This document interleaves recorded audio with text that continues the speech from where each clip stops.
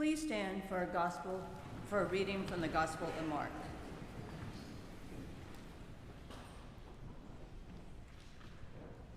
When Jesus had crossed again in the boat to the other side, a great crowd gathered around him, and he was by the sea.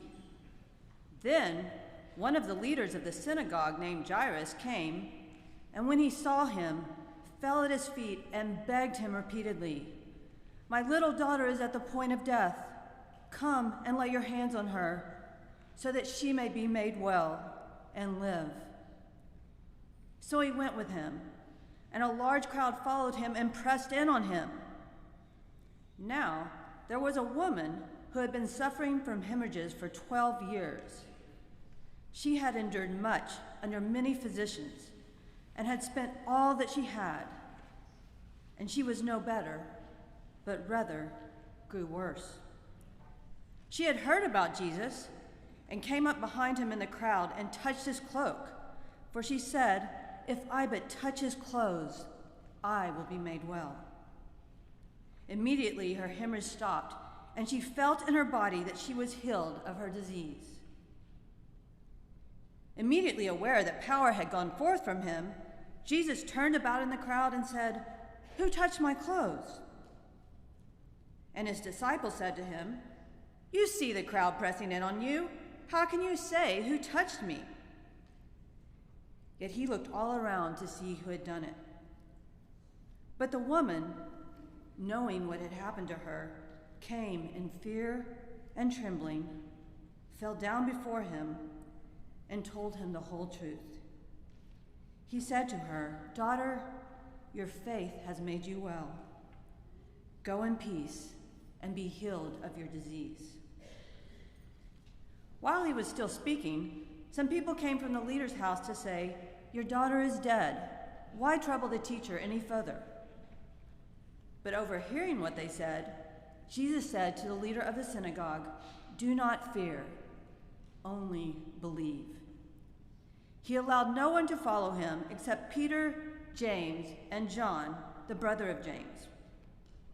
When they came to the house of the leader of the synagogue, he saw a commotion, people weeping and wailing loudly. When he had entered, he said to them, "Why do you make a commotion and weep? The child is not dead, just sleeping." And they laughed at him. Then he put them all outside and took the child's father and mother and those who were with him and went in where the child was. He took her by the hand and said to her, "Talitha cum," which means, "Little girl, get up." And immediately the girl got up and began to walk about. She was 12 years of age. At this, they were overcome with amazement. He strictly ordered them that no one should know this, and told them to give her something to eat. This is the word of the Lord. Thanks be to God.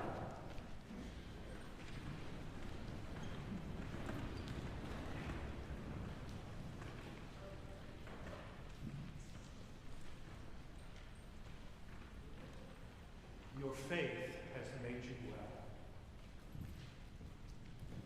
We have two healing stories in Mark's gospel text today, and we can't read them without realizing that while Jesus did the healing, faith played some part in it.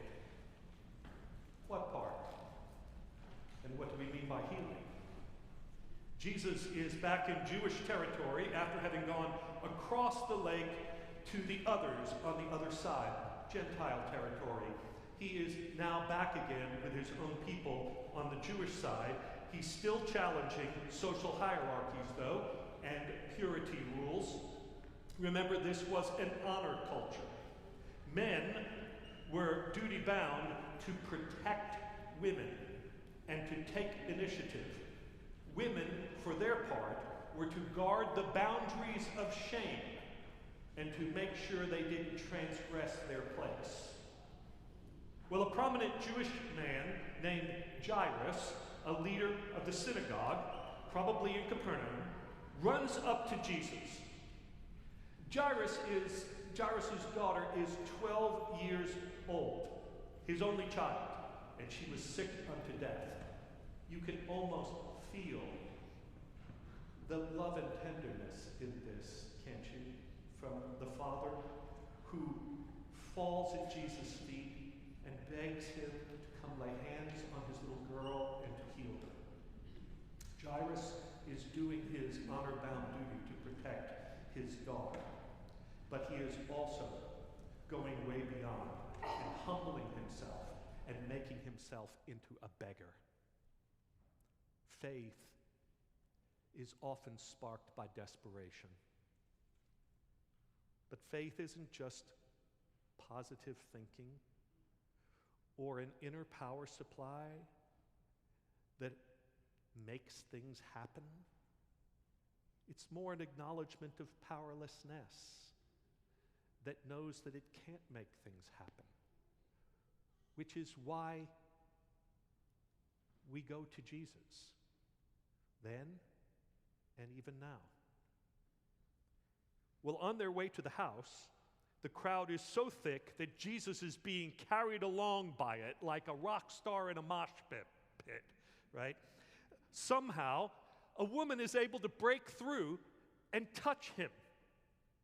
Unlike Jairus, she is unnamed, of course. And she is taking initiative with this man like a man. She already feels shame, so what's to lose? She's been menstruating nonstop for 12 years. There's that number 12 again. Hold on to that. She's seen every doctor she can find, spent all the money she has, no cure. She's not only physically sick, she's socially shamed, and she is ritually, religiously unclean, and therefore unable to worship in the synagogue. We should note here that there are two women who are sick in these stories. One is the daughter of a man we can assume was rich. The other, a woman we can assume was poor, if not always now. And it's always that way, isn't it? Healthcare disparities are rooted in social divisions. We've seen it during this COVID plague. The poor were the last to get access to vaccinations, as the first round of sites were almost all in North Dallas. To the credit of our Dallas County health officials, they realized the problem and moved to address it, but the poor, black and brown people in particular, suffered much higher morbidity rates than rich, mainly white people.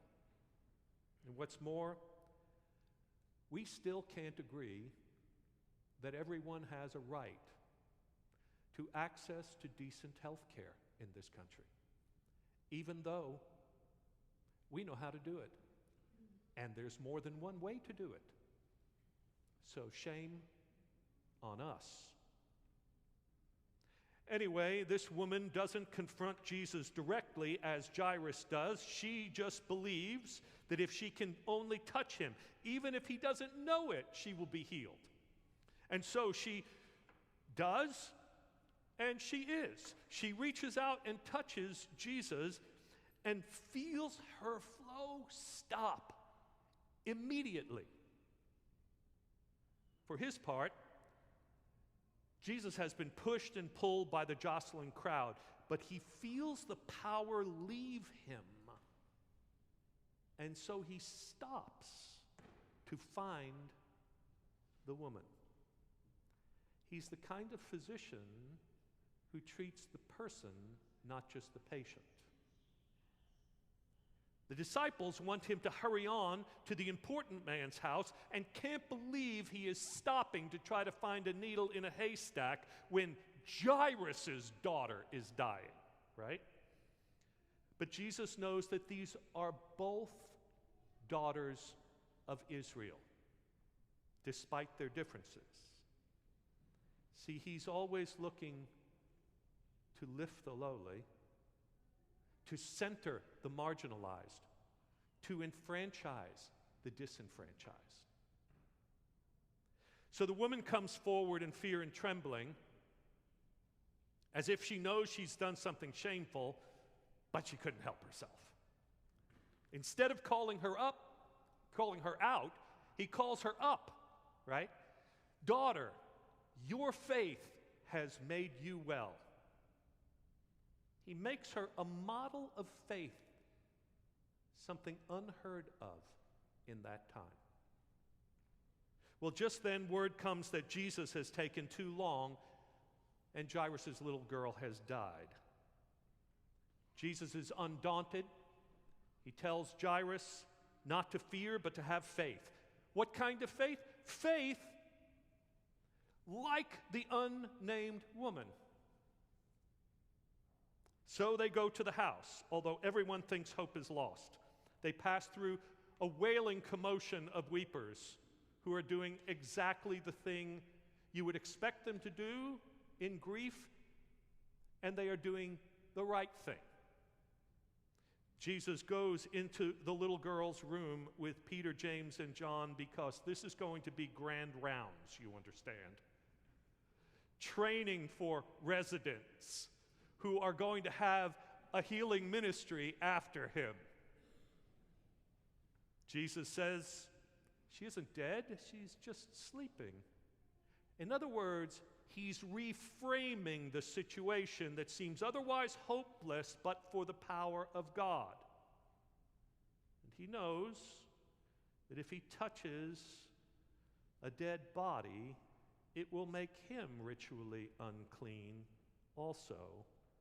But nonetheless, he goes to her and he takes her hand and he says to her, Talita cum. Time to get up, little girl.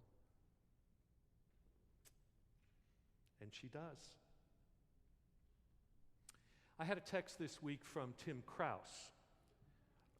His brother, Philip, had a voicemail from a woman he went to high school with, see if you can follow this, who was at a florist buying flowers. And while she was there, the florist's 6-year-old little girl was reading from her grandmother's diary.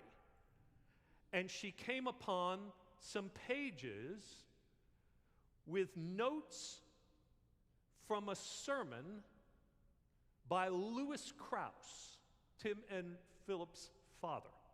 He's been gone for 26 years now, but he's still speaking. This, I tell you, is preacher immortality, don't you know? Feel free to take notes. Anyway, so she took a picture of the notes and sent it to him and then to Tim and Tim to me, right? Here's what the grandmother took from Louis Krause's long ago sermon about this very text we are looking at today. Miracles are messianic signs, evidence that God has been there. Sometimes Jesus healed in response to faith. Some were healed without prior faith or even knowledge of Jesus. Some were healed on the strength of others' faith, and some with faith were never healed. We can't obligate God by faith as if, God, I have faith, enough faith, you have to answer this. Good for Lewis. He hit on things important about faith and healing. Even though faith is praised by Jesus in this case, it's not magic. Faith makes us conscious of the power of God. It's not the power itself. Faith makes us realize that, as the spiritual teacher Thomas Keating puts it, the chief thing that separates us from God is the thought that we are separated from God. Faith doesn't make things happen so much as it opens us up to the things that are happening. And yes, maybe sometimes faith even allows those things to happen because of our willingness to be healed. Why then are some healed and others not? It's a mystery. We all live between hope and disappointment with God, don't we? I wish I could tell you honestly that if you just have enough faith, God will do for you whatever you want. I can't.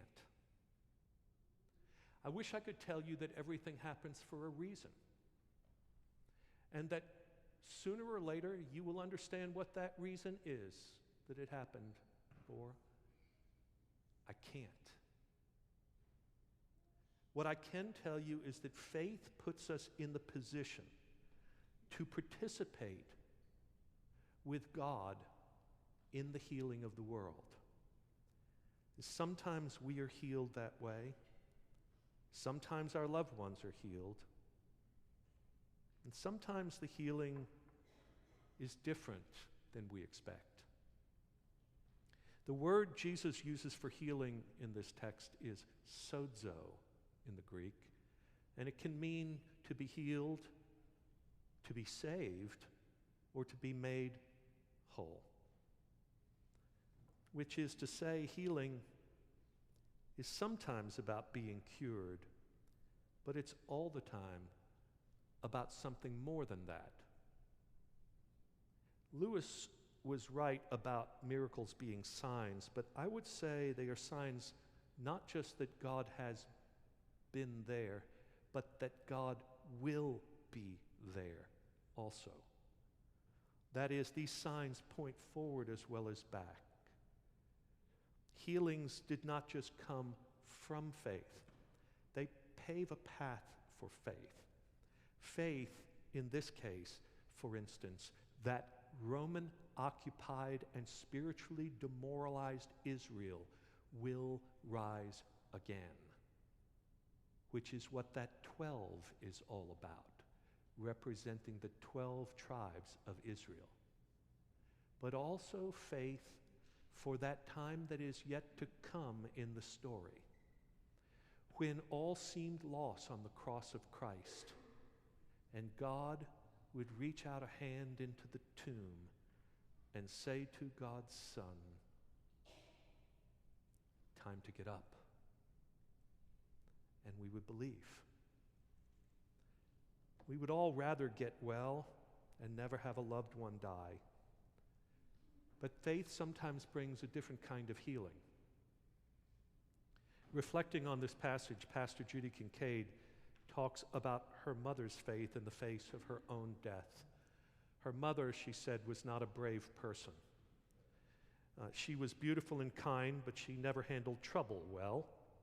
And if you were going to tell her bad news, you'd better bring her some coffee first before you delivered it. She was easily upset. We all adored her, Judy said about her mother, but Mom was sort of a princess. When she heard that her mother was dying, Judy was sad, but she was worried more than anything else because she knew how scared her mom would be. And it turns out she was wrong. Her mom might have been a princess, but she had a stronger faith in King Jesus than she realized. On her last day in her 67th year, the doctors came in and told her they couldn't save her.